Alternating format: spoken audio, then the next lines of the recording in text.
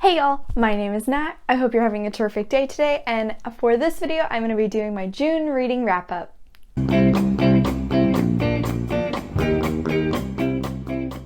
So first off, can we just talk about how crazy it is that June is already almost over?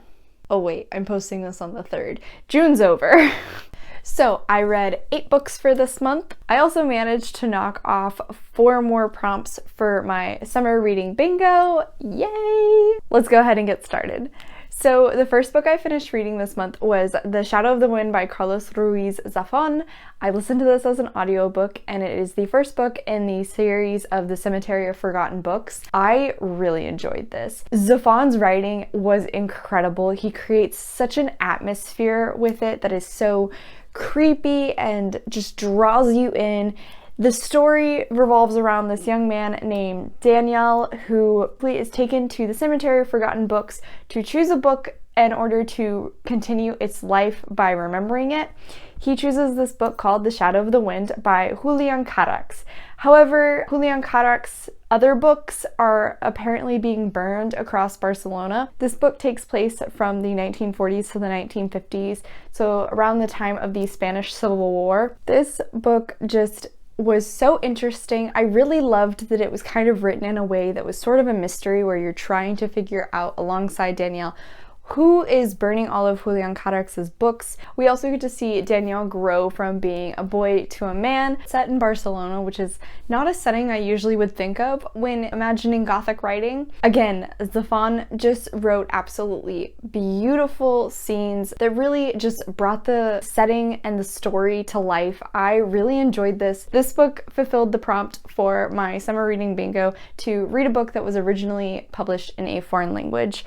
I'm sure you could guess this was originally published in Spanish. For this one, I gave it 4 stars. I really enjoyed it. I wouldn't say I absolutely loved it because it was a fairly long book, but the writing was just so gorgeous. Next up, I read Throne of Glass by Sarah J. Maas. I mentioned in my May wrap-up that I started on this series because my friend Allie recommended it to me, and this fulfilled the prompt for recommended by a friend on my summer reading bingo list. This story revolves around a young woman named Selena who is essentially a badass assassin. She was then taken to become a slave, and the prince has come to free her in order to enter her into this contest. If they win in this big event, they become the king's champion. If Selena manages to do it, she will be freed after working for the king. Continuing on with the novellas, unfortunately, I just didn't like Selena for a majority of this. There was a bit of a love triangle that I wasn't a fan of. But with all of that, I do have to say it was pretty enjoyable. The plot itself really was what hooked me in. I'm usually more of a character-based reader,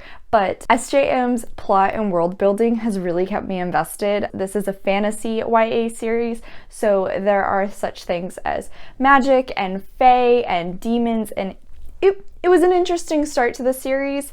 I ended up going with 3 stars for this one.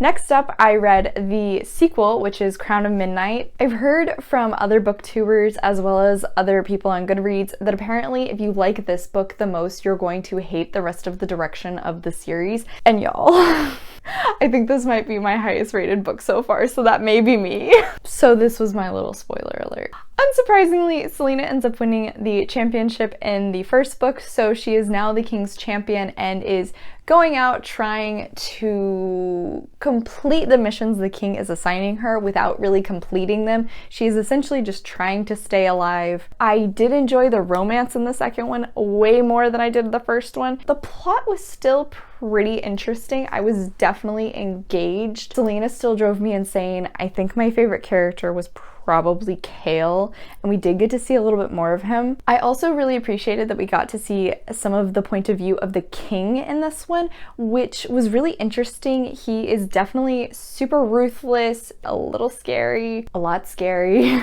I have really enjoyed Sarah J. Maas's villains, and I wish we got to see more of them on the page. Loving them so far. For this one, I ended up giving it a 3.75 stars because I actually really enjoyed it. Next up, I read the prequel to The Shadow of the Wind, which is The Angel's Game.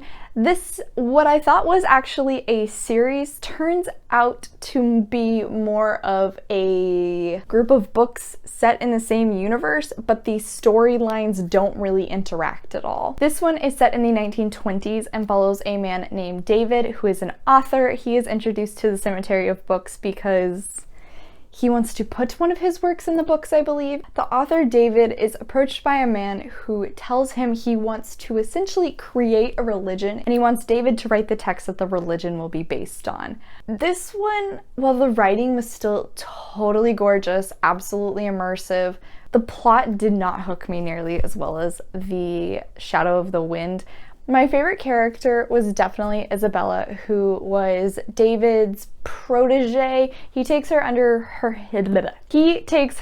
his wing when she tells him that she is interested in learning about writing, but because she's a woman, no one really takes her seriously. She is a spitfire, she is super sassy, she doesn't take any of his BS, but she also kind of lies to him and sort of manipulates her way into his life. Not a good thing, but I mean, this is gothic writing, so like everyone is morally gray, y'all. The plotline didn't keep me as interested, so I went with 3 stars on this one. Next up, y'all, is the 3rd book in the Throne of Glass series, Heir. Unfortunately, it seems like I said I really enjoyed the 2nd book, so I may not like the rest of the series. I don't know yet. I'm still reading it. I don't even know if I can talk about this without it being like super spoilery. Spoiler alert. Right here. With this one, we get to see Selena going back towards her people because she is a fairy. She is being taught by another fae, Rowan, who is like this 100-year-old warrior badass and is like her Mr. Miyagi, and he's teaching her how to embrace who she is as a fae as well as her powers. I really enjoyed that storyline. I thought that was really interesting. This was the first book when I didn't absolutely hate her. However, we also see 3 other side storylines going on. We get to see Kale and Selena's cousin Aiden plotting and working with rebels to try and beat the king. We also get to see Dorian, the prince, and we see a new romance for him, which I didn't care about at all. We also get to see from the point of view of a different character we have never met before named Manon, who is a witch. We are seeing more of the world building with her chapters, and I really loved that. Those were super interesting. Her clan, along with 2 others, are essentially working for the king, being promised that they will get their lands back if they do what he wants. All 3 of the clans are essentially learning how to ride and master wyverns.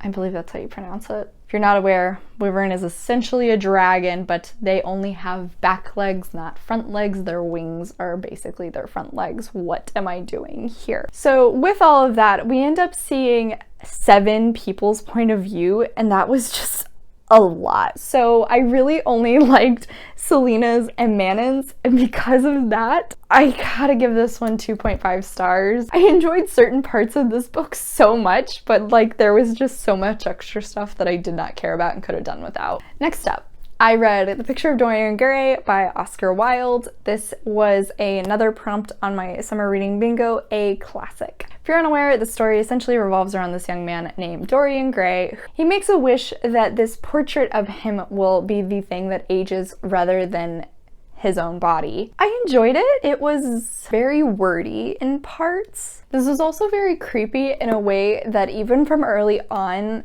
I kind of got a sense that Dorian was like a psychopath. He's clearly incredibly narcissistic, but he's very much only focused on himself. He's super unaware of the repercussions his actions have for other people, or if he is aware of them, he doesn't particularly care. This very much reminded me of American Psycho by Bret Easton Ellis, just in the way that both of them are incredibly self-absorbed. They don't really care about other people. Dorian is a rich British, I don't know if I would call him aristocrat, like this rich British lord person, whereas Patrick Bateman is a rich American lawyer.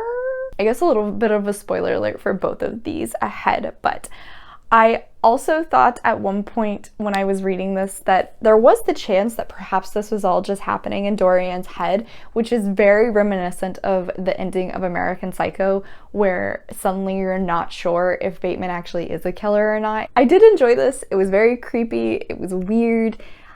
I have to say, from watching the film and TV adaptations of Dorian Gray's character, I was surprised when I read that he was described as blonde hair and blue eyes, and the Reeve Carney played him in Penny Dreadful. Also loved his rendition of Dorian Gray. So good.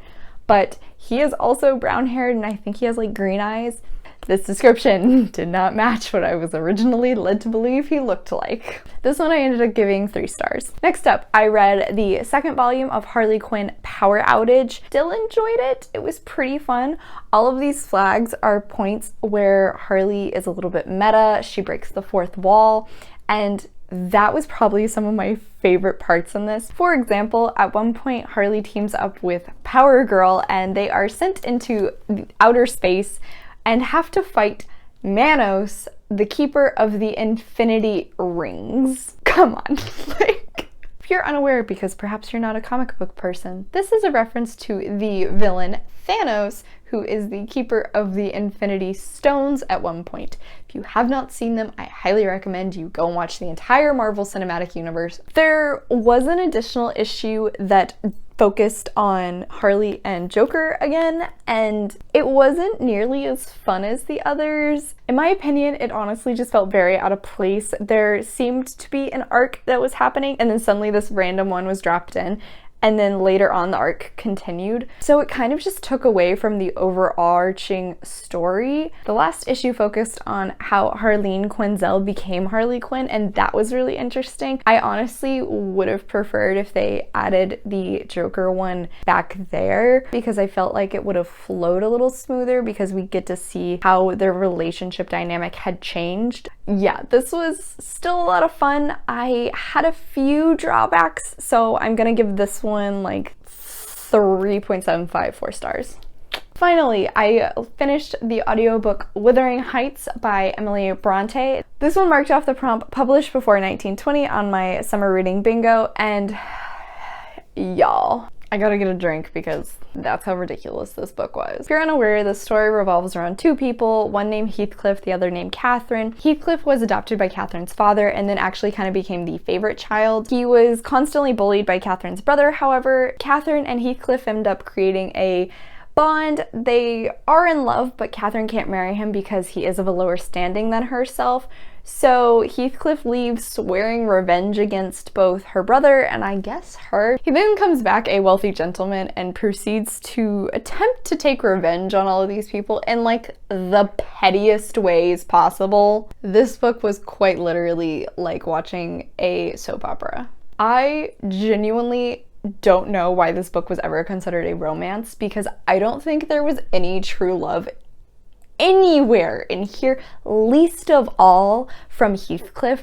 That guy was a jerk. Our narrator in this is the housemaid for the family for like the past 20 years. There is the possibility that she could be feeding us her biased opinion of Heathcliff, but like, I have a hard time believing he was any kind of a decent person. It was also kind of odd because the housemaid is telling this story to a visitor that has come like 50 years later or something, and it was just kind of made for an odd point of view at times. I have heard that some people would describe Heathcliff as an anti-hero, but like, no, like I disagree. He doesn't do anything morally or really ethically correct at any point in the story. I will say, although the story was completely insane, I did enjoy listening to it. I gave it 3 stars because like, it was just so crazy and oddly entertaining. I can't say I was cheering for anybody in this book to like have a happy ending. I kind of was just like wondering where the chips were gonna fall. Alright y'all, so that is it for my June reading wrap up. Thank you so much for coming to my channel. I really appreciate it. Make sure to hit like and subscribe down below. I come out with videos on Monday and Friday, but until then, I hope you continue to have a terrific day. Bye!